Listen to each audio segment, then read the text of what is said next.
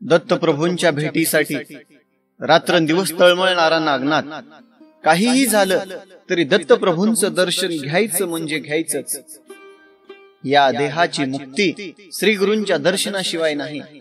श्री गुरूंचं सानिध्य लाभल्याशिवाय या देहाला मुक्ती लाभणार नाही. श्री दत्त कृपेचा अनुग्रह आपल्यावरती अजून झालेला नाही आणि दत्तकृपा झाल्याशिवाय हा देह मुक्तच होणार नाही. रात्रंदिवस दत्तप्रभूंच्या भेटीसाठी नागनाथ तळमळ करत आहे. ज्यावेळी नागनाथ कोल्हापूरमध्ये आला, नागनाथाला कळालं की श्री दत्तप्रभू जेवण करण्यासाठी याच कोल्हापूरमध्ये येतात, भिक्षा मागतात आणि कोल्हापूर शिवाय इतर दुसऱ्या कुठल्याही नगरीमधलं अन्न दत्तप्रभू सेवन करत नाहीत. दत्तप्रभूंविषयी समजलेली वार्ता कळाल्याबरोबर नागनाथ कोल्हापूरमध्ये आला.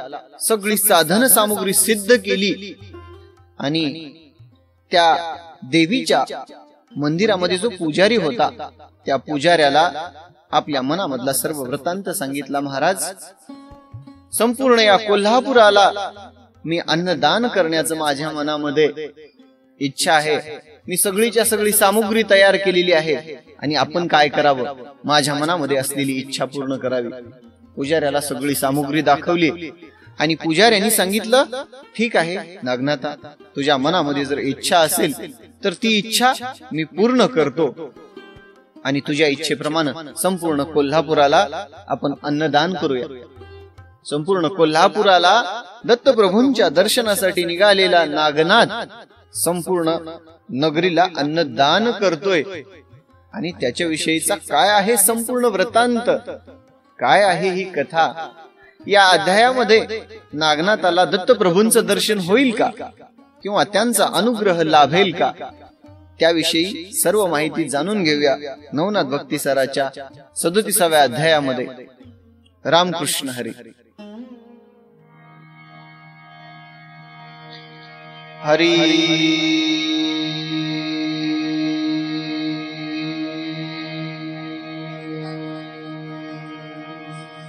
वक्रतुंड महाकाय सूर्यकोटि समप्रभ निर्विघ्नं कुरु मे देव सर्वकार्येषु सर्वदा. गुरुर्ब्रह्मा गुरुर्विष्णु गुरुर्देवो महेश्वरा गुरुर्साक्षात् परब्रह्मा तस्मै श्री गुरवे नमः. वसुदेवसुतं देवं कंसचाणूरमर्दनं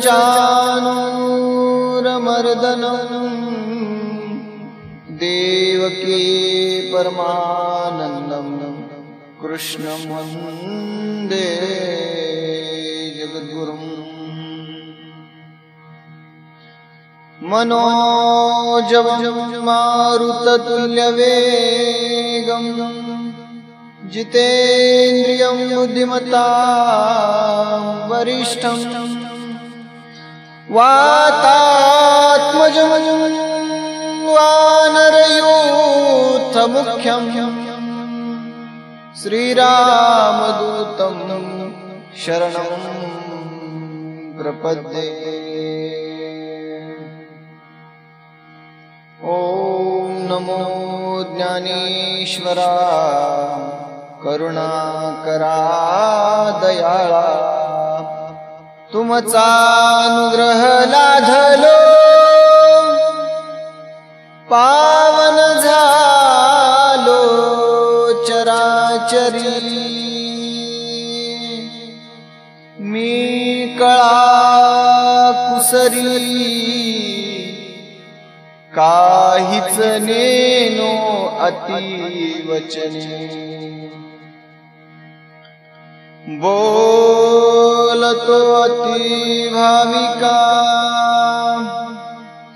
एका जनार्दनी तुमचा दास, त्याची आस पुरवावी.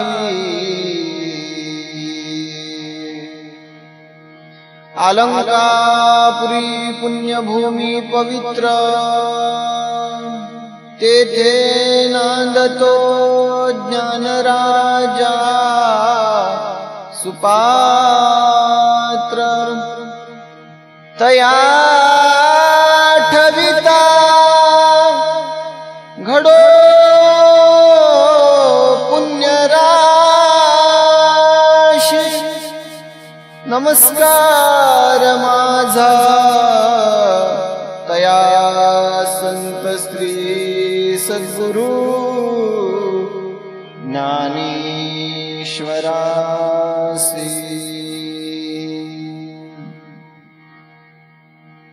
श्री मचन्द्रनाथाय नमः.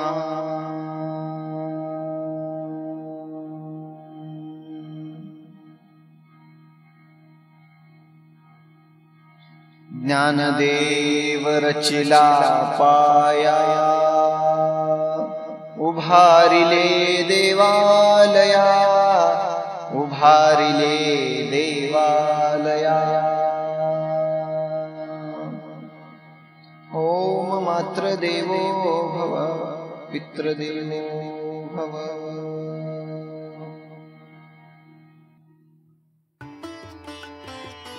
रामकृष्ण हरी. श्री गुरुला वंदन करून कथेला सुरुवात करूया. दत्तप्रभूंच्या भेटीसाठी तळमळ करत असणारा नागनाथाचा जीव काही जरी केलं तरी दत्त भेटीशिवाय हे मन शांत होणार नाही. दत्तप्रभूंच्या भेटीसाठी आसुसलेला नागनाथाचा जीव रात्रंदिवस दत्तप्रभूंचं स्मरण करत आहे. दत्त दत्त दत्त, श्री गुरुदेव दत्त, श्री गुरुदेव दत्त. कुठे असतील माझे गुरुवर्य, का मला भेट देत नसावे? त्यांच्यासाठी प्रयोजन करून ठेवलेला नागनाथ कोल्हापुरामध्ये, या संपूर्ण कोल्हापूर नगरीला जेवण द्यायचं, सिद्ध अन्नाचं भोजन कोल्हापूर नगरीला द्यायचं. आणि ज्यावेळी हे सिद्ध अन्न आहे हे माझ्या दत्तप्रभूंच्या लक्षात येईल, त्यावेळी ते अन्न ग्रहण करणार नाही. आणि त्याच योगे मला श्री दत्तप्रभूंची भेट होईल. या भावनेने सुरू केलेला तो अन्न सोहळा, अन्नदान यज्ञ, पूजेची सगळी सामग्री तयार केली, अन्नदानासाठी लागणारी सगळी सामग्री तयार केली. आणि महालक्ष्मीच्या मंदिरात असलेला जो पुजारी होता त्याला सगळी सामग्री दाखवली. महाराज, या संपूर्ण नगरीला जेवण देण्यासाठी जी जी सामग्री लागणार आहे ती सगळीच्या सगळी सामग्री या ठिकाणी सिद्ध आहे. आणि 1 महिन्यापर्यंत या नगरीला मी जेवण द्यावं म्हणतोय.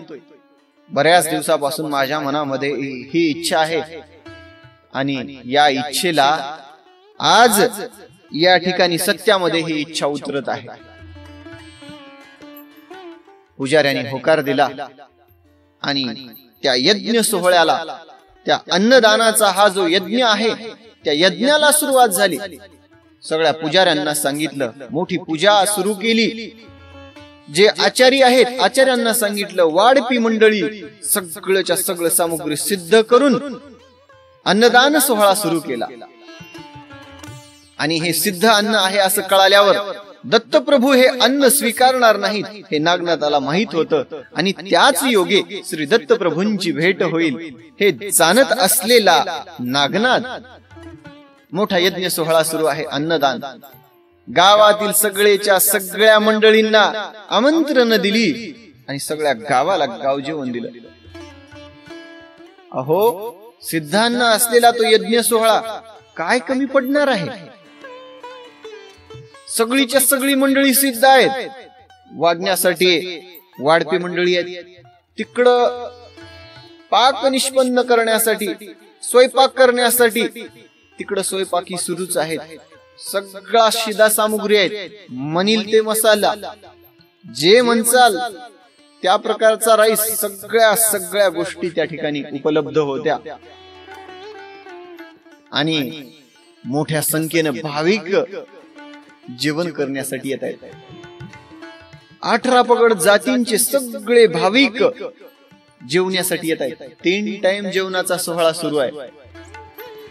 आणि रात्रंदिवस सुरू असणारा हा अन्नदान सोहळा भगवान श्री दत्त प्रभू नित्य नेमाप्रमाणे कोल्हापूरमध्ये भिक्षा मागण्यासाठी आले.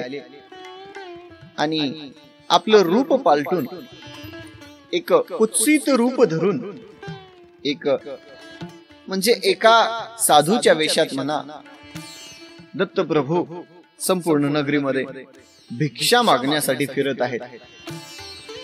नगरीमध्ये जावं, मला कोणी देता का? आपल्या घरामध्ये काही अन्न आहे का? मला खूप भूक लागलेली आहे. सगळ्या घरामध्ये जाऊन दत्त प्रभू असं म्हणत आहेत. परंतु या ठिकाणी 3 टाइम जेवण सुरू आहे नगरीमध्ये. गावातले लोक म्हणले, अरे बाबा, वेडा की खुळा रे, 3 टाइम यज्ञ सोहळा सुरू आहे. नाना प्रकारचे 56 भोग त्या यज्ञ सोहळ्यामध्ये, अन्नदानाच्या यज्ञ सोहळ्यामध्ये आहेत. काय म्हणशील ते खायला आहेत बाबा. तू येडा म्हणाव का? डोकं आहे का तुझं तळ्यावर? जा म्हणले त्या यज्ञ सोहळ्यामध्ये जा, आणि अन्नदान, मोठा असं अन्नदान सुरू आहे, जा त्या ठिकाणी जाऊन जेवण कर. आणि त्या दिवशी दत्तप्रभूंना गावामध्ये कोणीच भिक्षा वाढली नाही. सगळ्यांनी दत्तप्रभूंना सल्ला मात्र दिला. म्हणले, बाबा, साधू बाबा, जावा म्हणले, अन्नदान सुरू आहे, त्या ठिकाणी जाऊन आपण जेवण करा. आणि सगळ्या गावकऱ्यांच्या सांगण्यावरून दत्तप्रभू मनामध्ये विचार करतात, एवढ्या कोल्हापूरला जेवण देणारा आहे तरी कोण? चला जाऊन आपण बघून येऊया. दत्तप्रभूंनी त्या गावकऱ्यांच्या सांगण्यावरून ज्या ठिकाणी अन्नदानाचा सोहळा सुरू होता त्या ठिकाणी दत्तप्रभू आले. आणि दत्तप्रभूंनी पाहिलं की जी पाक निष्पत्ती होत आहे, म्हणजे जो स्वयंपाक चालू आहे, त्या स्वयंपाकासाठी असणारी सगळीच्या सगळी सामुग्री ही सिद्ध सामुग्री आहे. आणि त्या ठिकाणी हा जो अन्नदानाचा कार्यक्रम चालू आहे, तो कार्यक्रम नागनाथ करत आहे. आणि नागनाथाने आपल्या दर्शनासाठी ही समाराधना सुरू केलेली आहे. दत्तप्रभूंच्या लक्षामध्ये यायला वेळ लागला आहे. दत्तप्रभूंनी काय केले? कोरडाच शिधा घेतला आणि कोरडाच शिधा सामुग्री घेऊन स्वतः शिजवून खाऊन आपली भूक भागवली. दत्तप्रभूंचा नित्यनेम आहे, अन्नग्रहण करायचं तर कोल्हापुरामधलंच. त्या काळापासून आजपर्यंत असलेला दत्तप्रभूंचा नियम आज सुद्धा दत्तप्रभू कुठल्याही रूपामध्ये कोल्हापुरामध्ये येऊन कोल्हापुरामधलंच अन्न ग्रहण करतात. आणि दत्तप्रभूंनी त्या दिवसापासून कोरडा शिधा घ्यायचा, बाहेर जायचं आणि तो कोरडा शिधा शिजवून खायचा. 1 महिन्यापर्यंत यज्ञ सोहळा सुरू आहे. नाना प्रकारचे पक्वान, विविध प्रकारच्या भाज्या, जिलेबी, करंजी, खाजा, विविध प्रकारच्या आमट्या, दूध, बासुंदी, पोळी, वरण, भात, हो प्रत्येक प्रकारचे 56 भोग असणारे सगळेच्या सगळे त्या यज्ञामध्ये, जो अन्नदानाचा यज्ञ सोहळा आहे त्याच्यामध्ये सगळेच्या सगळे अन्न होते. ज्यावेळी नागनाथांनी पुजाऱ्याला विचारलं, बाबा म्हणले, हा सोहळा आपला सुरू आहे, गावात कोणी उपाशी तर राहत नाही की? पुजाऱ्यांनी सांगितलं, कोणीच उपाशी राहत नाही. गावातल्या गावकऱ्यांना बोलिवलं आणि गावकऱ्यांना बोलून नागनाथ म्हणतो, आपल्या गावामध्ये 3 टाइम सुरू असलेला हा अन्नदान सोहळा, गावामध्ये कोणी याचक तर उपाशी राहत नाही ना, कोणी यात्रेकरू, कोणी पांतस्थ, आणि या ठिकाणी कोणी जर या अन्न सोहळ्यामध्ये जेवण करण्यासाठी जर येत नसेल तर कृपा करून मला सांगा, मी स्वतः त्याच्याकडे जाईन आणि स्वतः त्याच्याकडे जाऊन त्याला आग्रह करून त्याची भूक भागवेन. गावकऱ्यांनी सांगितलं, ठीक आहे महाराज, मी तसं कळवतो. साधूनं विचारलं, महाराज म्हणले 1 महिन्यापासून आपला हा सोहळा सुरू आहे आणि सगळेच्या सगळे याचक, सगळे गावात लहानापासून थोरापर्यंत सगळेजण तृप्त व्हावेत आणि गावामध्ये कुणाच्याच घरी चूल पेटू नये अशी माझी इच्छा आहे. सगळीच्या सगळी सामुग्री घेतली आणि सगळ्यांना, गावामधल्या 40-50 गावकऱ्यांना बोलवून घेतलं आणि सांगितलं की आता गावामध्ये कोणी जरी भिक्षा मागण्यासाठी आलं तरी त्याला तुम्ही अन्न द्यायचं नाही, त्याला या यज्ञ सोहळ्यामध्ये पाठवायचं, आणि तुम्ही जर अन्न दिलात तर हे अन्न द्या. म्हणून आपल्याकडे असणारं सिद्ध अन्न गावकऱ्यांना दिलं. दत्तप्रभू भिक्षा मागण्यासाठी नेहमीप्रमाणे आले आणि ज्यावेळी गावामध्ये भिक्षा मागितली त्यावेळी बऱ्याच जणांनी नागनाथाकडून घेतलेलं सिद्ध अन्न दत्तप्रभूंना भिक्षा म्हणून दिलं. परंतु सर्वज्ञ असणारे दत्तप्रभू, त्यांना कळालं की हे सिद्ध अन्न आहे. सिद्ध अन्न दत्तप्रभूंनी ग्रहण केलं नाही किंवा घेतलं नाही, आणि दत्तप्रभूंच्या लक्षात आलं की नागनाथ असं करतोय का. बरं म्हणले, ठीक आहे, असं तर असंच हे. दत्तप्रभूंनी दुसऱ्या घरचं, जिथं सिद्ध अन्न नव्हतं त्या घरचं अन्न घेऊन दत्तप्रभू गेले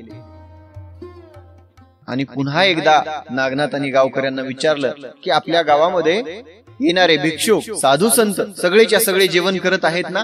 त्यावेळी गावकऱ्यांनी सांगितलं, महाराज सगळंच्या सगळं गाव 3 टाइम जेवण करत आहे, परंतु एक साधू येत आहे आणि तो नगरामध्ये संपूर्ण भिक्षा मागतो आणि त्याचा असा नियम आहे की भिक्षा नच घेऊन आपला उदरनिर्वाह करायचा, आपलं पोट भागवायचं, आणि तो साधू ये सिद्ध अन्न ग्रहण करत नाही आहे. ज्यावेळी सगळ्या गावकऱ्यांनी नागनाथाला काय गावामध्ये होत आहे प्रकार तो सांगितला, नागनाथाच्या लक्षात आलं की तो जो सिद्ध पुरुष आहे, तो जो भिक्षुक भिक्षा मागत फिरत आहे, तो जो साधू आहे तो दुसरा कोणी नसून तो दत्तप्रभूच आहे. ज्यावेळी नागनाथाच्या लक्षात आलं, नागनाथांनी हात जोडून गावकऱ्यांना सांगितलं, ज्यावेळी तो साधू पुन्हा तुमच्याकडे भिक्षा मागण्यासाठी येईल, पुन्हा तुमच्याकडे अन्न मागण्यासाठी येईल, त्यावेळी कृपा करून मला तुम्ही कळवा आणि मी त्यांना या ठिकाणी या यज्ञ सोहळ्यामध्ये घेऊन येतो, असं नागनाथांनी सांगितलं. आणि दुसऱ्या दिवशी दत्तप्रभू भिक्षा मागण्यासाठी पुन्हा नगरामध्ये आले. गावकऱ्यांनी त्यांना अन्न, सिद्ध अन्न दिलं, परंतु दत्तप्रभूंनी ते स्वीकारलं नाही. आणि तो साधू सिद्ध अन्न स्वीकारत नाही हे पाहून गावकऱ्यांनी नागनाथाला त्वरित सांगितलं की तुम्ही ज्या महात्म्याविषयी बोलत होता, ज्या महात्म्याविषयी चौकशी करत होता, तो महात्मा आलेला आहे भिक्षा मागण्यासाठी आणि तो हे अन्न घेत नाही आहे. तातडीनं नागनाथाच्या लक्षात आलं, हा महात्मा दुसरा तिसरा कोणी नसून माझी दत्तप्रभू आहेत, माझी दत्त माऊली आहे. आणि आपल्या माऊलीच्या भेटीसाठी निघालेला नागनाथ घाईघाईने त्या ठिकाणी येऊन पोहोचला ज्या ठिकाणी श्री दत्तप्रभू आहेत. आल्याबरोबर दुरून पाहिलं साधूच्या वेशामध्ये असणारे दत्तप्रभू, आणि ज्यावेळी दत्तप्रभूंच्या जवळ आलं त्यांच्या चरणाला दृढ आलिंगन दिलं आणि साष्टांग प्रणाम करून दत्तप्रभूंना नागनाथ म्हणतो, महाराज एवढा निष्ठुर कसा झालात आपण. या नागनाथावर थोडीशीच कृपा केली आणि थोडासाच अनुग्रह करून नागनाथाला, पुन्हा नागनाथाचं काय सुरू आहे पाहिलं सुद्धा नाही. या नागनाथावरती आपण अनुग्रह केला, पुन्हा त्याच्याकडे फिरकून सुद्धा पाहिला नाहीत. महाराज कुठल्या अवस्थेमध्ये आहे हा नागनाथ. आई, आपल्या मुलावरती एवढं कोणी निष्ठुर होतं का ग. आणि आपल्या मुलाला 12 वर्षाच्या या वनवासामध्ये टाकून एवढी निष्ठुर होऊन कुठे गेली होतीस गाई? म्हणून नागनाथ हंबरडा फोडून रडत आहे. नागनाथाच्या डोळ्यामधून खळकन अश्रूंच्या धारा वाहत आहे आणि नागनाथ रडत आहे. नागनाथाचं बोलणं बंद झालं आणि जे काही आता बोलत आहे ते नागनाथांचे अश्रू बोलत आहेत. नागनाथांच्या अश्रुधारा दत्तप्रभूंच्या चरणावरती पडत आहेत आणि जे काही बोलत आहेत त्या अश्रुधारा नागनाथांचा दत्तप्रभूंविषयी असलेला जिव्हाळा, दत्तप्रभूंविषयी असलेलं प्रेम दत्तप्रभूंनी जाणलं आणि या शिष्यावरती आपण अनुग्रह करावा, या शिष्याचं आपण कल्याण करून टाकावं असं म्हणून दत्तप्रभूंनी नागनाथाच्या हाताला धरलं. आपला डावा हात नागनाथाच्या डोक्यावरती ठेवला आणि प्रेमाने त्याचे अश्रू पुसले. दत्तप्रभूंनी आपल्या शिष्यावरती अनुग्रह केला. त्याला हाताला धरून काशीच्या तीर्थक्षेत्रामध्ये घेऊन आले. काशी तीर्थक्षेत्रामध्ये विश्वेश्वराचं दर्शन घेतलं आणि तिथून पुढे दत्तप्रभूंनी नागनाथाला केदारनाथाच्या ठिकाणी घेऊन आले. केदारनाथाचं दर्शन घेतलं आणि त्या ठिकाणाहून दत्तप्रभूंनी बद्रिकाश्रमाच्या तीर्थक्षेत्रामध्ये नागनाथाला आणलं. केदारनाथाहून बद्रिकाश्रमामध्ये आलेले दत्तप्रभू आणि त्यांचा शिष्य नागनाथ, दत्तप्रभूंनी आपल्या शिष्यावरती अनुग्रह केला, कानामध्ये गुरुमंत्र दिला आणि ज्यावेळी नाथपंथाची दीक्षा नागनाथाला दिली, सगळ्याच्या सगळ्या 64 या ज्या कला आहेत, 64 कलामध्ये नागनाथाला निपुण केलं. 16 विद्या शिकवल्या आणि शस्त्र आणि अस्त्रामध्ये पारंगत करून नागनाथाकडून काव्य सुद्धा करून घेतलं. आपल्या शिष्याला संपूर्ण प्रकारे सदृढ बनवलं. दत्तप्रभूंनी पूर्णपणे अनुग्रह केला आणि त्यानंतर बद्रिकाश्रमामध्ये जे नाग अश्वपत्राचं जे झाड आहे त्या झाडा जवळ येऊन सगळ्या देवतांना बंधन करून घेतली. सगळ्या देवतांना बोलवून घेऊन त्यांचा अनुग्रह नागनाथावरती करून घेतला आणि असं असणाऱ्या दत्तप्रभूंनी आपल्या नागनाथाला शास्त्र अस्त्र विद्या सगळ्या कलांमध्ये निपुण करून नागनाथाला या ठिकाणी नाथ संप्रदायामध्ये सामील करून घेतलं आणि आपल्या शिष्याला सगळ्याच्या सगळ्या कला मिळाल्या. म्हणून दत्तप्रभूंनी या ठिकाणी उद्दीपन सोहळा केला. सगळ्या स्वर्गस्थ देवी देवतांना बोलवून उद्दीपन सोहळा मोठा केला. सगळ्यांना आमंत्रण पाठवून त्यांना यथेष्ट असा त्यांचा पाहुणचार करून दत्तप्रभूंनी त्यांची बोलवण केली आणि आपल्या शिष्य नागनाथाला तीर्थयात्रेसाठी जाण्याची आज्ञा दिली. आता नागनाथ या नाथ संप्रदायामध्ये आलेला आहे आणि अतिशय दिव्य आणि तेजस्वी असणारा तो संत, अतिशय दिव्य आणि तेजस्वी असणारा तो महात्मा नागनाथाने दत्तप्रभूंची आज्ञा घेऊन तीर्थक्षेत्राला नागनाथ निघाला. संसारापासून विरक्त झालेला नागनाथ आता नागनाथांनी मनामध्ये विचार केला, आता नको या संसाराच्या जाळ्यामध्ये पडायचं. या संसाराच्या जे संसारिक आहेत त्यांच्या सहवासामध्ये सुद्धा जायचं नाही. म्हणून बद्रिकाश्रमामधून पुढे बालेघाटामध्ये नागनाथ आले आणि बालेघाटामधल्या एका अरण्यामध्ये वस्ती केली. संत कसा आहे, कस्तुरी जी असते ना, कस्तुरीला लपवता येतं परंतु कस्तुरीचा सुगंध लपत नाही. कितीही कस्तुरीला लपवून ठेवण्याचा प्रयत्न केला परंतु त्या कस्तुरीचा सुगंध जसा संपूर्ण या चारी दिशांमध्ये दरवळत असतो, त्याप्रमाणे नागनाथ ज्यावेळी त्या बालेघाटाच्या क्षेत्रामध्ये वस्तीसाठी राहिलेला आहे, अतिशय पावन असा दिव्य महात्मा त्या बालेघाटामध्ये वास्तव्यास आहे असं पाहून सगळ्या गावकऱ्यांनी आणि नागनाथाच्या पाठीमाग असलेले, नागनाथाचे झालेले म्हणजे नागनाथाकडून दीक्षा घ्यावं, नागनाथाकडून दीक्षा घेऊन या संसारामधून मुक्त हो म्हणून गावकऱ्यांनी त्या बालेघाटाच्या अरण्यामध्ये वस्ती बसवली. नागनाथाला या सांसारिक जीवापासून, या संसारामध्ये असलेल्या या लोकांपासून दूर राहायचं होतं, परंतु ते लोक नागनाथाच्या जवळ येऊन राहिले. असं म्हणले आता काय करावं, आपल्या सानिध्यामध्ये आलेले आहेत म्हणून नागनाथाने त्या गावाचं नाव वडवड गाव असं ठेवून त्या ठिकाणी वस्ती तयार करून सुंदर असा मठ तयार केला. नागनाथांनी बऱ्याच संसारिक जीवावरती अनुग्रह केला, बऱ्याच शिष्यांना आपलंस करून घेऊन त्यांच्यावरती कृपा करून त्यांना सद्मार्गाला लावलं. साधूंचं कर्तव्य आहे संसारामध्ये अडकलेल्या जीवांना मुक्त करणं, आणि नागनाथांनी सगळ्यांना कृपा करून आपला नित्यक्रम चालू ठेवला. नागनाथांनी अनेक शिष्य समुदाय, अनेक 700 शिष्य समुदायावरती कृपा केली आणि सगळे नागनाथाच्या सेवेसाठी तत्पर राहिले.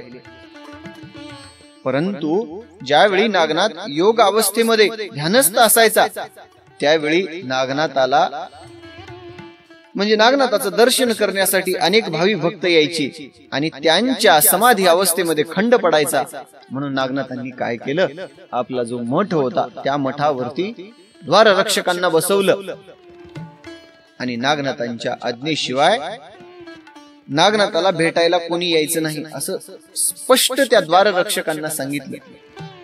सिद्ध असा महात्मा त्या बालेघाटाच्या क्षेत्रामध्ये वडवळ गाव नाव देऊन त्या वस्तीला त्या ठिकाणी वास्तव्यास राहिलेला आहे. इकडं मच्छिंद्रनाथ तीर्थभ्रमण करत असताना योगायोगाने त्या बालेघाटाच्या तीर्थक्षेत्रामध्ये येऊन पोहोचले.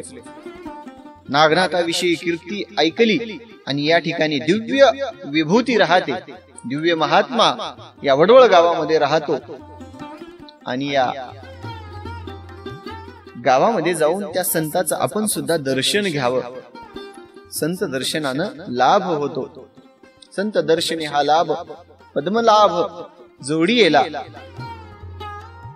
आणि नागनाथाचं दर्शन घेऊन आपण सुद्धा पावन व्हावं आणि पाहावं तरी कसा आहे नागनाथ. म्हणून मच्छिंद्रनाथ वडवळ गावामध्ये आले आणि ज्या ठिकाणी त्या नागनाथाचा मठ होता त्या ठिकाणी आले तर पाहिलं बाहेर द्वार रक्षक थांबलेले. मच्छिंद्रनाथ म्हणतात, मला नागनाथाला भेटायचं आहे आणि कृपा करून मला आतमध्ये जाऊ द्या. द्वाररक्षकांनी थांबिलं. अरे म्हणले, तिथंच थांब तू म्हणले, एक क्षणभर सुद्धा पुढे यायचं नाही. नागनाथांची आज्ञा झाल्याशिवाय आम्ही कुणालाच या मठामध्ये प्रवेश देत नाही आहे. मच्छिंद्रनाथाला राग आला. संत आहे का राजा? संताच्या आणि राजाच्या दर्शनासाठी रात्रंदिवस द्वार मोकळे असले पाहिजे. साधू संताच्या दर्शनासाठी द्वार जर बंद असतील तर या दीन आणि हीन याचकांना अभयदान कोण देणार? यांच्यावरती कृपा कोण करणार?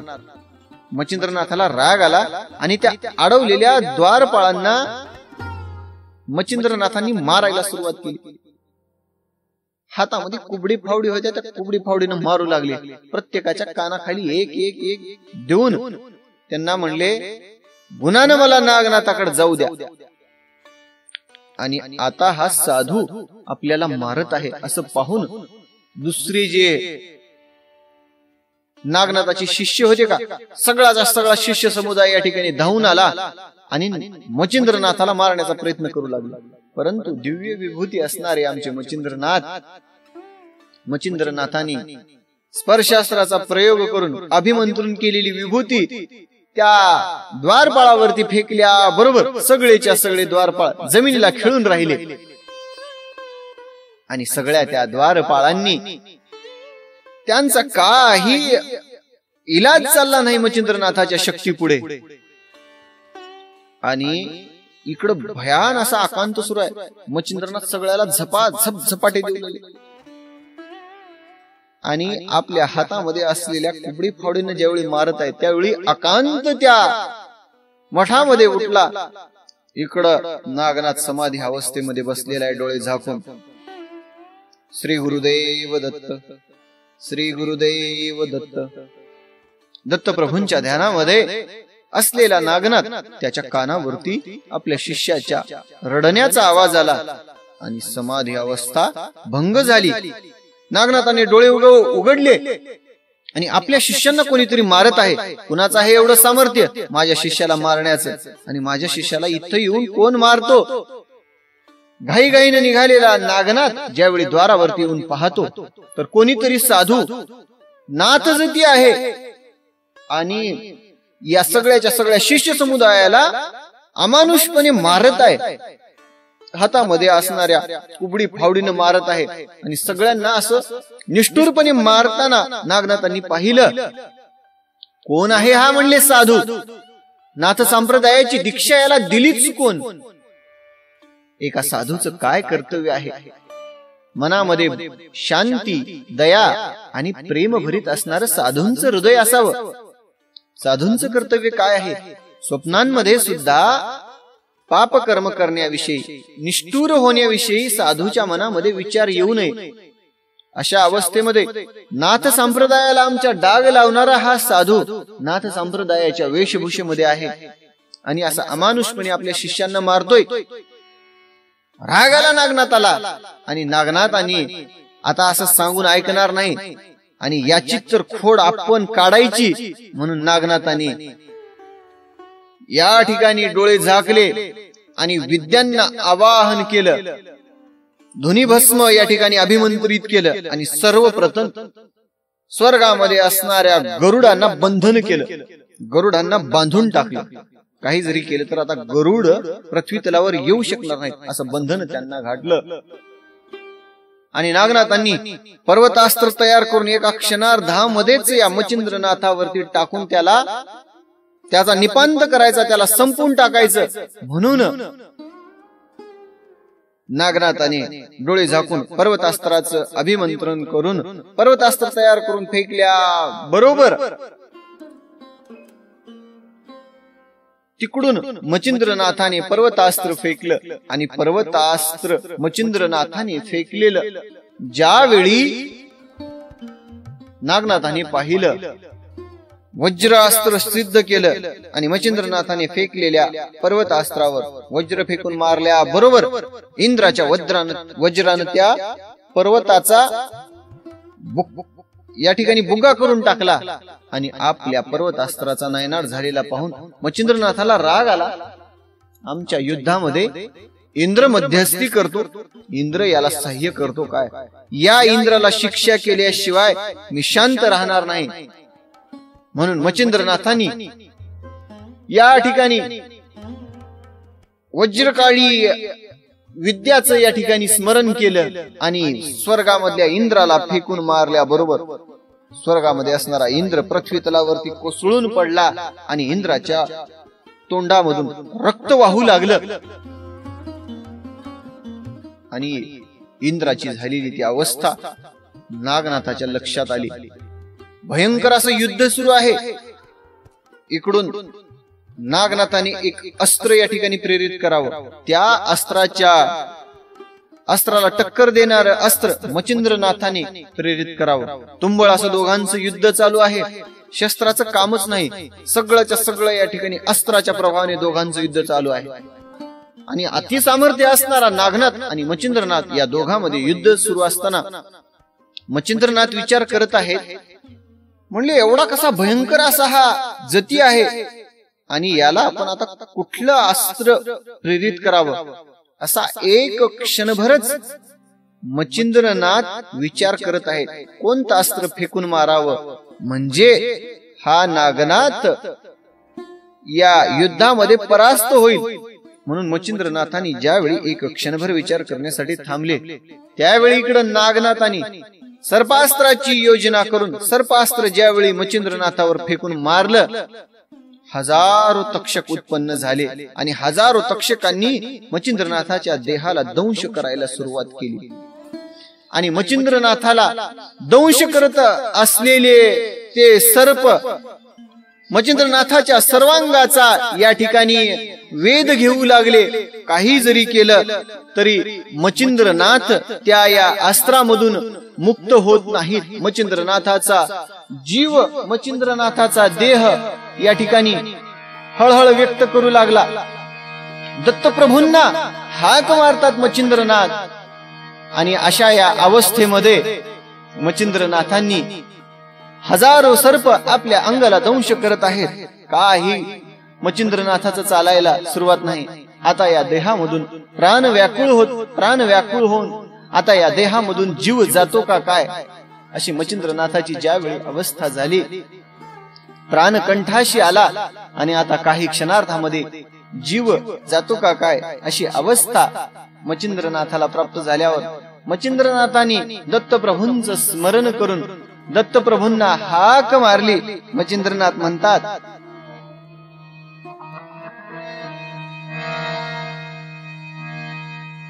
हे त्रयदेव अवतार खानी, मज पाडसाची तू हरणी, व्याघ्र बैसला मम प्राण हरणी, ये धावोनी लगबगे.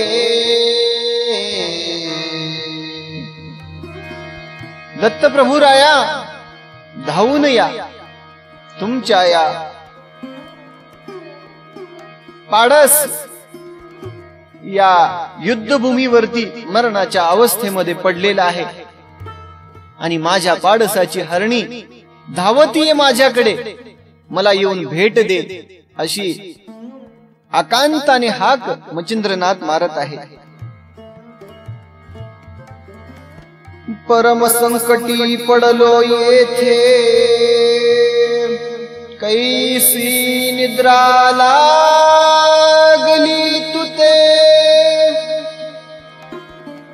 सर्व साक्षी असोनी जगाते, नेत्र झाकिले मज विषयी. आई, मी या परम संकटामध्ये पडलेला असताना झोप कशी लागली तुला? आई, तुझं हे बाळ या युद्धभूमीवरती प्राणांच्या अवस्थेमध्ये पडलेलं आहे का? तू असे कसे डोळे झाकले? आपल्या भक्तावर आलेलं हे संकट तुला कळत नाही का प्राणनाथा? जीवाचा आकांत करून मच्छिंद्रनाथ आपल्या शरीरामध्ये जेवढा उरला सुरला प्राण सगळा एक वटून दत्तप्रभूंना हाक मारत आहेत.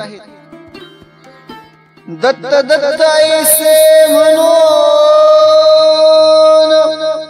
शब्द फोडिला, अट्टहासे करून नेत्र झाले श्वेतवर्ण, मुखी हुंदकाय तसे,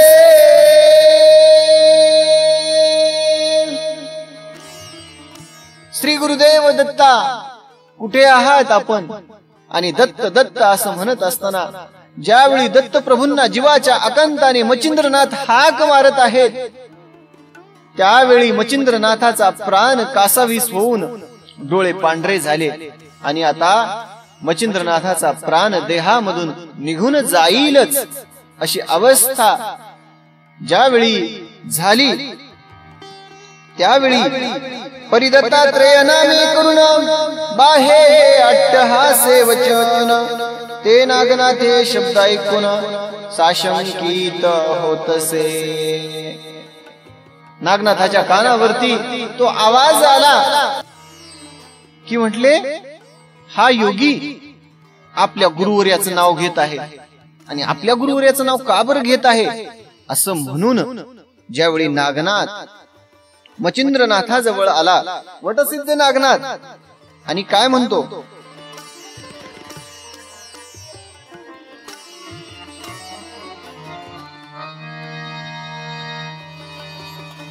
मग निकट येऊनी वटसिद्ध नाथ, उसता झाला स्नेह भरीत, मनी कोण तुम्ही हो दीक्षावंत, गुरु कोण तुमचा. वटसिद्धनाथ पुढे आले आणि वटसिद्धनाथ मचिंद्रनाथाला म्हणतात, महाराज कोण आहात आपण आणि आपला गुरु कोणता. असं ज्यावेळी वटसिद्धनाथाने मचिंद्रनाथाला विचारलं त्यावेळी मचिंद्रनाथ म्हणतात, येरू म्हणे आदेशनाथा, नाम मचिंद्र तत्वता, प्रसन्न करोनी अत्री सुता, अनुग्रह घेतला. मी मचिंद्रनाथ आहे, या देहाला मचिंद्रनाथ म्हणतात. दत्तप्रभूंना प्रसन्न करून घेऊन त्यांच्याकडून मी अनुग्रह घेतलेला आहे. आणि नाथ संप्रदायाचा सर्वात प्रथम जती मीच आहे. आणि दत्तप्रभूंचं पहिलं बाळ दत्तप्रभूंनी माझ्यावरती अनुग्रह करून कृपा केली आणि माझ्या गुरुचं नाव दत्तप्रभू आहे असं म्हणून मचिंद्रनाथांनी सांगितलं. तरी यासीनाथ पंत मूळ मी प्रथम भागी दत्ताचे बाळ, मज मागे जालिंदर सबळ, दत्तानुग्रही मिरविला. मी दत्ताचं पहिलं बाळ आहे आणि माझ्या नंतर जालिंदरनाथांनी या जन्म घेतला आणि जालिंदरनाथावर दत्तप्रभूंनी अनुग्रह केला. तया मागे भर्तरीनाथ दत्त शिष्य झाला जगविख्यात, जोवर यावनी तो पर्यंत चिरंजीव मिरविला. आणि त्याच्यानंतर भर्तरीनाथाने जन्म घेतला. नंतर भर्तरीनाथावर दत्तप्रभूंनी अवतार, दत्तप्रभूंनी अनुग्रह केला आणि नाथ संप्रदायाची भर्तरीला दीक्षा दिली. आणि जोपर्यंत पृथ्वी सूर्य चंद्र आहे तोपर्यंत चिरंजीव असणारा भर्तरी त्याला चिरंजीव पदाला नेऊन पोहोचवलं. तया मागे रेवणनाथ दत्तानुग्रही प्रतापवंत, जेने जिंकुनी देव समस्त,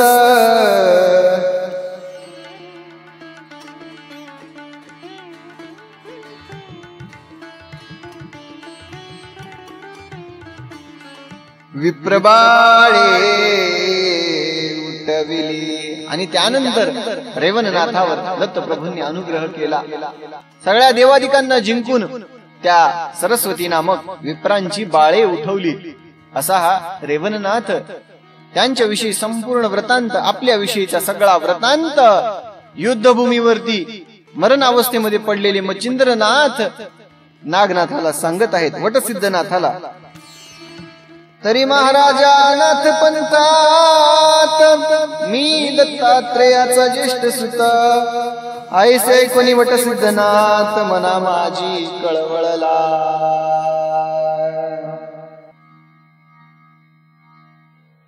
आणि ज्यावेळी मचिंद्रनाथांनी सांगितलं दत्तप्रभूंचा ज्येष्ठ पुत्र मीच आहे आणि या सगळ्यांचा गुरुबंधू, थोरला गुरुबंधू मी आहे, असं ज्यावेळी वटसिद्धनाथांनी ऐकलं त्यावेळी हृदय कळवळलं हो. आणि हृदय कळवळून डोळ्यामधून खळकन अश्रू आले. आणि आपल्या हातून हे काय झालं, ज्या अर्थी दत्तप्रभूंचे सर्वप्रथम दीक्षा दिलेले हे नाथ आहेत, त्या अर्थी आपले हे गुरुबंधू आहेत. आणि आपल्या गुरुबंधूला आपण या अवस्थेमध्ये टाकलं आणि मनाला कळवळा वाटला. आणि आता म्हणले काही केलं तर यांना बाहेर काढायचं आपण.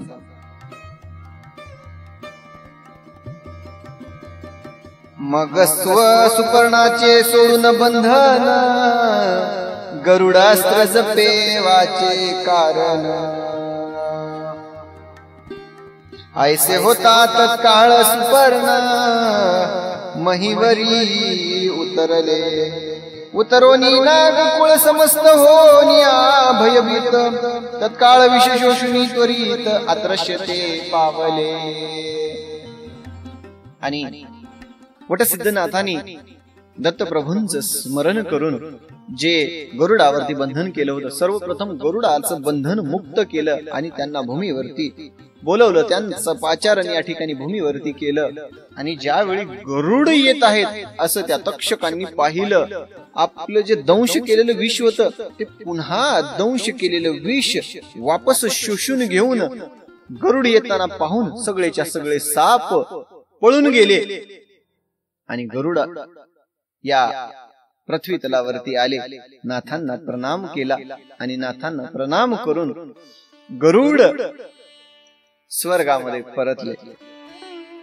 आपल्या हातून मोठा अनर्थ झाला आणि आपल्या गुरुची आपण अवस्था अशी केली असं वटसिद्धनाथाला किंवा नागनाथाला काहीही म्हणा ज्यावेळी कळालं, पश्चाताप झालेलं त्यांचं मन मच्छिंद्रनाथाला त्या विषामधून मुक्त केल्यानंतर मच्छिंद्रनाथ सावध होऊन उठले. आपल्या गुरुवर्याच्या चरणाला दृढ मिठी आणि आलिंगन दिलं. आणि वटसिद्धनाथ म्हणतात, महाराज चुकलं, मला माफ करा, माझ्याकडून मोठा असा अपराध झालेला आहे आणि या देहानं आपल्या देहाला कष्टविलं, मला उदार अंतःकरणानं माफ करा. योग्यांची योग माऊली असणारे आपण आहात आणि दत्तप्रभूंचा सर्वप्रथम आपल्यावरती अनुग्रह झालेला आहात. माझे गुरुबंधू आपण आहात आणि माझ्याकडून हे मोठी चूक झाली, मला माफ करा. या वटसिद्धनाथांनी मच्छिंद्रनाथाला अनन्य भावानं शरण जाऊन त्यांच्या हृदयामध्ये प्रेम निर्माण करून घेतलं. आणि ज्यावेळी मच्छिंद्रनाथाला आपल्या विषयीचा समग्र वृत्तांत सांगितलं, मी सुद्धा दत्तगुरूंचा शिष्य आहे. भगवान श्री दत्तात्रेयांनी माझ्यावरती अनुग्रह केला आणि माझ्यावरती कृपा करून मला तीर्थयात्रेसाठी ज्यावेळी पाठवलं, त्यावेळी मी या वडवानळ गाव म्हणा किंवा वडवळ गाव म्हणा, या गावामध्ये येऊन राहिलेलो आहे. आणि महाराज मी सुद्धा नाथ संप्रदायाचा आहे, आपण माझे गुरुबंधू आहात. ज्यावेळी मच्छिंद्रनाथाला कळालं की यावर सुद्धा दत्तप्रभूंनी कृपा केलेली आहे, त्यावेळी त्यांच्या मनामध्ये असलेला राग निघून गेला आणि त्यांच्या मनामध्ये अंतःकरणामध्ये झालेली ती पोकळी प्रेमाने भरून निघाली. आणि आपल्या या शिष्याला घट्ट मिठी मारून आपलं असणार प्रेम दिलं. वटसिद्धनाथांनी सांगितलं, महाराज आपण या ठिकाणी आलेला आहात, कृपा करून आपण या ठिकाणी राहावं, माझा पाहुणचार घ्यावा. असं म्हणून वटसिद्धनाथांनी हात जोडून मच्छिंद्रनाथाच्या पायावरती आपला माथा ठेवला. मच्छिंद्रनाथांनी सांगितलं, ठीक आहे म्हणले वत्सा, तुझी इच्छा मी पूर्ण करीन. मच्छिंद्रनाथ आणि वटसिद्धनाथ एके दिवशी निवांत बसलेले असताना मच्छिंद्रनाथ म्हणतात, वत्सा तू जे हे तुझ्या द्वारावरती द्वाररक्षक बसवलेले आहेत ते योग्य नाही आहे. कारण एका राजाचं आणि एका संताचं द्वार रात्रंदिवस जनतेसाठी याचकांसाठी मोकळं असावं. जर साधू संताचं आणि राजाचं द्वार जर बंद असेल तर याचक कुठे जावं, त्यांनी दाद कुणाकडे मागावी, कृपा कुणाकडून घ्यावी, अनुग्रह कुणाकडून घ्यावा आणि या देहाची मुक्ती कशी करून घ्यावी. आणि मच्छिंद्रनाथ म्हणतात, वटसिद्धनाथा आणि तुम्ही हे द्वारावरचे द्वारपाळ काढून टाका आणि आपला असणारा हा या संसारामध्ये द्रवित झालेल्या जीवांचा मार्ग, त्यांच्या मार्गामध्ये असलेली ही मोठी अडचण दूर करा, द्वारावरचे द्वार रक्षक काढून टाका. हे एवढं मोठं जे युद्ध झालं ते कशामुळे झालं, याच गोष्टीमुळे झालं, याच कारणामुळे आपलं दोघांचं हे युद्ध झालं. आणि कृपा करून ते द्वारावरचे द्वार रक्षक काढून टाका. असं म्हणून मच्छिंद्रनाथ त्या ठिकाणी राहिले. आणि प्रेमळ अशी मच्छिंद्रनाथाची बोळवण वटसिद्धनाथांनी केली.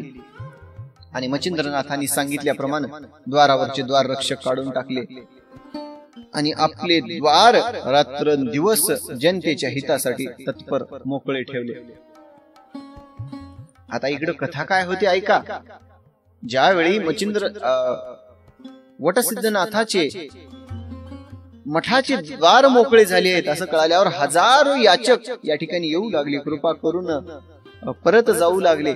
हजारो याचक या संसाराच्या व्याधीपासून मुक्त होत आहेत. हजारो शिष्यावरती वटसिद्धनाथांनी अनुग्रह केला. वटसिद्धनाथांनी जे आपले 9 शिष्य होते त्या 9 शिष्यावरती विशेष अशी कृपा केली. ते 9 शिष्य कोणते कोणते? चांगुल, धर्म, देव, भौम, देवन, भौमन, कोकिळ, सुंदर, चक्षु असे हे 9 शिष्य.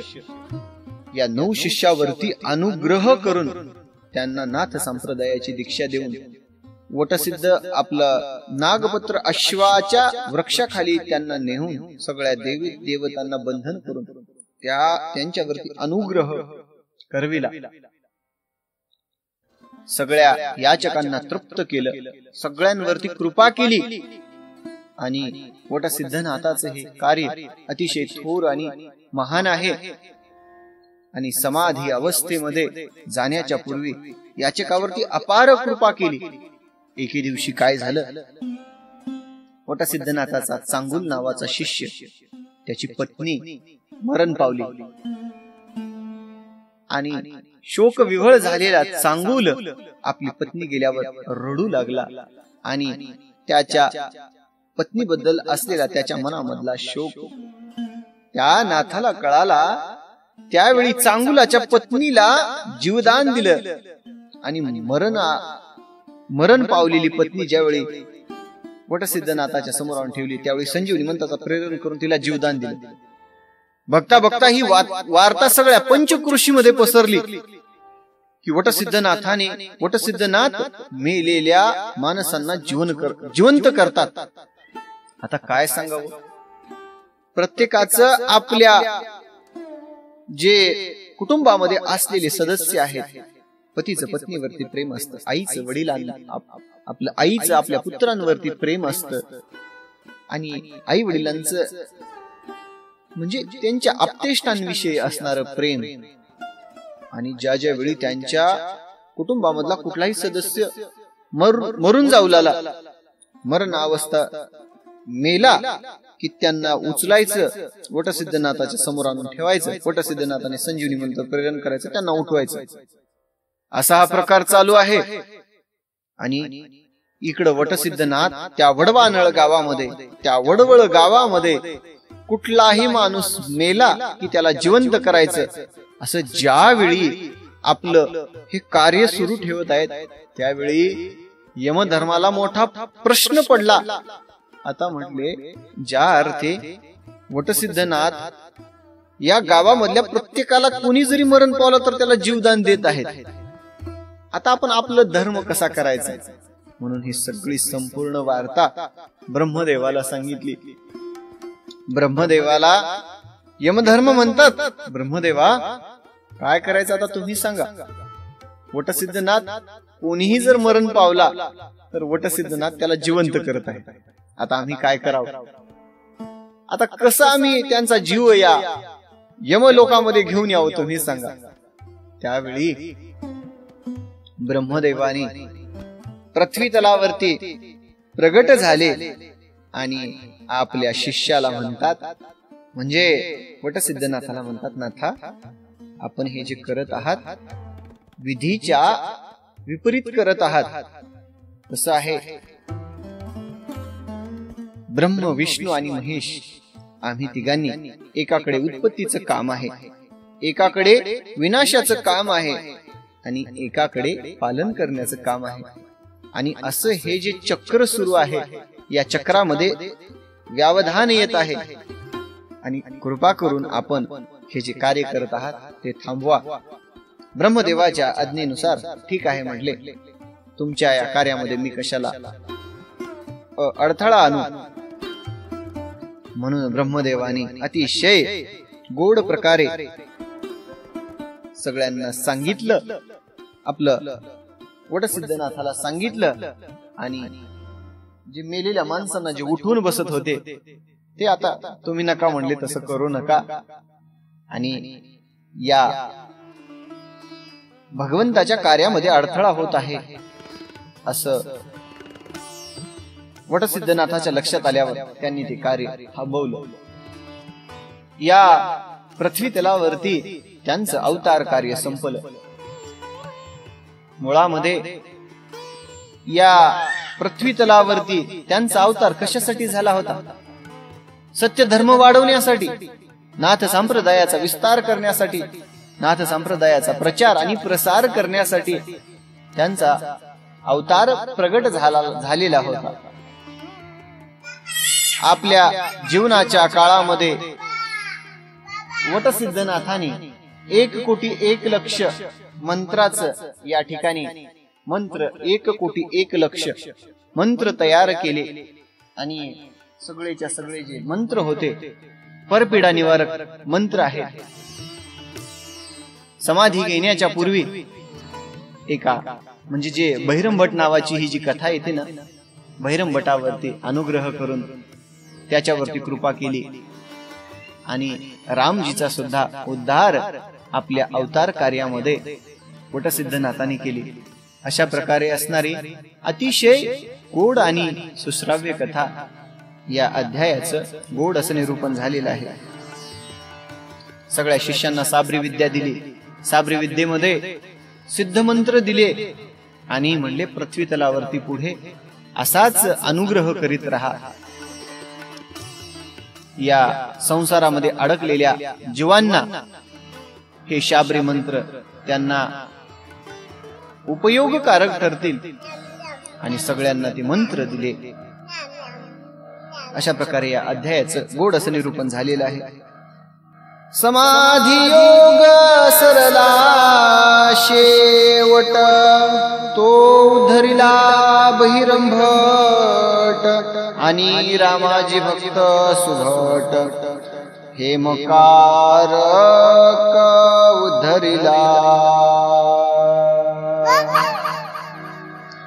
रामाजी सोनार होता, त्याचा सुद्धा उद्धार केला. हो, हा, छान आहे. तरी त्या कथा पूर्ण भागात वदलो भक्ती कथा मृत ग्रंथात,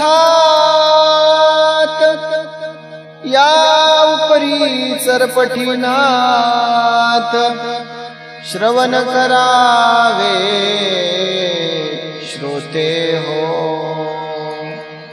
श्रोत्यांना सांगतात, म्हणले आता ही जी संपूर्ण कथा तुम्हाला जर ऐकायची असेल तर ती कथा आपण या भक्ती कथामृत ग्रंथामध्ये ऐका. त्याविषयीचा संपूर्ण समग्र वृत्तांत ऐका, आणि काय करा, तुम्ही ही संपूर्ण कथा जाणून घ्या. अशा प्रकारे या अध्यायाचं गोड निरूपण केलेलं आहे. धुंडीसूत नरहरी वंशी मालुकवींनी गोड ग्रंथ रचना केलेली आहे. धुंडीसूत नरहरी वंशी मालू तो संत कृपेसी, अवधान द्यावे विद्ये सावकाशी, श्रोते तुम्ही अवधारा.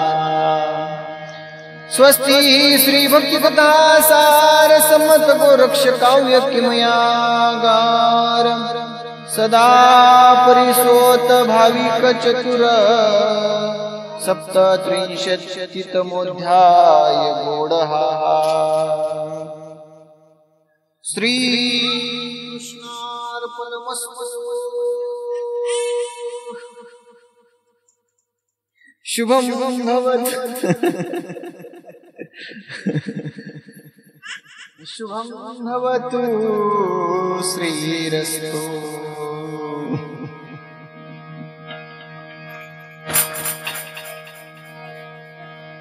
हरी पुंडलीक वरदे हरी विठ्ठल श्री ज्ञानदेव तुकाराम ज्ञानेश्वर महाराज की जय. कपिवर्य महारुद्र हनुमान की जय। अवधूत चिंतन श्री गुरुदेव दत्त वासुदेव हरी।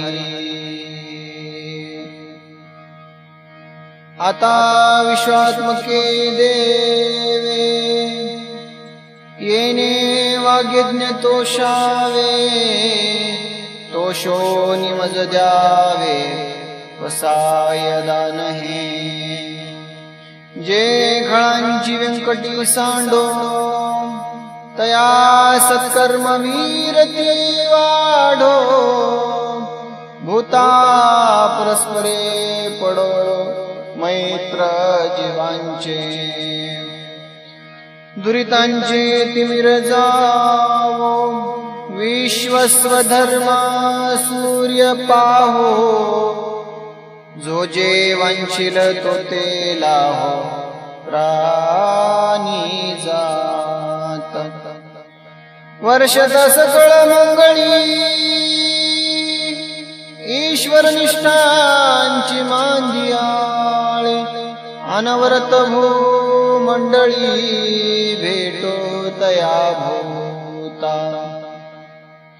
चला कल्पतरूचे आरव चेतना चिंतामणीचे गाव। बोलते जे अर्णव पियुषांचे। चंद्रमे जे अलांछन मार्तंड जे तापहीन। ते सर्वाही सदा सज्जन सोय रे होतो। किंबहुना सर्व सुखी पूर्ण हो नीती लोकी। भजिजो आदिपुरुषी अखंडित। आणि ग्रंथोपजीविये विशेष लोकीये। द्रष्टा दृष्टी विजयी होवावे। तेथ म्हणे श्री विश्वेश्वरा। होईल दान पसा। येणे बरे ज्ञान देव। सुखिया झाला सुखिया झाला सुखिया झाला। ओम शांती शांती शांती। श्रीमचंद्रनाथ महाराज की जय।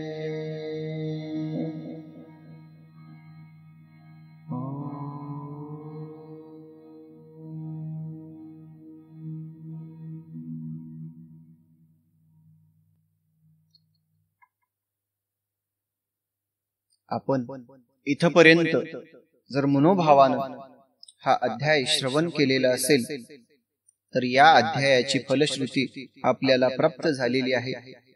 नवनाथ भक्तिसाराच्या 37व्या अध्यायाची फलश्रुती अशी आहे, दुःशीलपणा नाहीसा होऊन विद्या प्राप्त होईल। या अध्यायाच्या वाचनाने, पठनाने, मनन श्रवण केल्याने दूषितपणा नाहीसा होऊन त्याला विद्या प्राप्त होईल। अशा प्रकारे हा अध्याय संपलेला आहे। आणि गोड अशी भगवंताची कथा सर्वांपर्यंत पोहोचवा। लाईक करा, शेअर करा, सबस्क्राईब करा आणि भरभरून अशा कमेंट करा आणि आपला प्रतिसाद कमेंट मध्ये नक्की कळवा। रामकृष्ण हरी। आदेश।